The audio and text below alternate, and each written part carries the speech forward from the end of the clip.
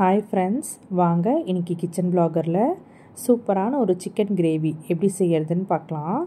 சப்பாத்தி, நான், phulka, dosa, white rice எது கூட வேணாலும் இதை சர்வ் பண்ணலாம். ரொம்ப டேஸ்ட்டாக இருக்கும். இப்போ இதை எப்படி செய்கிறதுன்னு பார்க்கலாம். ஒரு கைப்பிடி அளவுக்கு புதினா கொத்தமல்லி, 5 பச்சை மிளகா, 6 பல் பூண்டு, கொஞ்சமாக இஞ்சி, ஒரு 10லேருந்து 12 சின்ன வெங்காயம், ஒரே ஒரு தக்காளி, இது எல்லாத்தையும் சேர்த்து மிக்சியில் சூப்பராக அரைச்சிக்கணும். இது கூட 350 கிராம்ஸ் சிக்கன் நான் சேர்த்துக்கிறேன். இது எல்லாத்தையும் மிக்ஸ் பண்ணி ஒரு 2 மணி நேரம் மேரினேட் பண்ணிக்கணும்.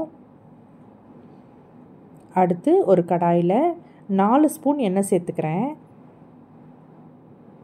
எண்ணெய் நல்லா காஞ்சதும் 4 பீஸ் பட்டை, 3 பீஸ் பிரியாணி இலை, இது கூடவே 3 மீடியம் சைஸ் வெங்காயம் கட் பண்ணி வச்சுருக்கேன், அதையும் சேர்த்து நல்லா வதக்கிக்கிறேன்.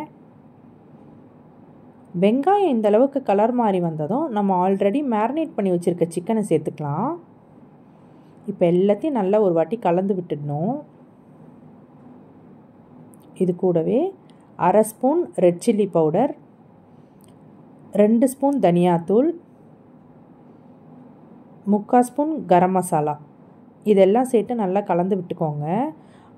இன்னும் கொஞ்சம் காரம் வேணும்னா நீங்கள் ஒரு ஸ்பூன் ரெட் சில்லி பவுடர் கூட சேர்த்துக்கலாம். நான் போட்டிருக்க மிளகா கொஞ்சம் காரமாக இருக்கும், அதனால தான் நான் 1/2 ஸ்பூன் சேர்த்துருக்கேன். இந்த கிரேவிக்கு தேவையான அளவு தண்ணி, தேவையான அளவு உப்பு, இதை சேர்த்து ஒரு 10லேருந்து 15 நிமிஷம் இதை நல்லா கொதிக்க வைக்கணும்.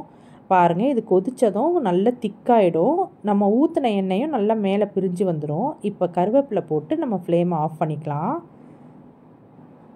சூப்பரான சிக்கன் கறி ரெடி ஆயிடுச்சு. இதை கண்டிப்பாக ட்ரை பண்ணி பாருங்கள். வேறு ஒரு ரெசிபியோடு உங்களை பார்க்குறேன். பாய்.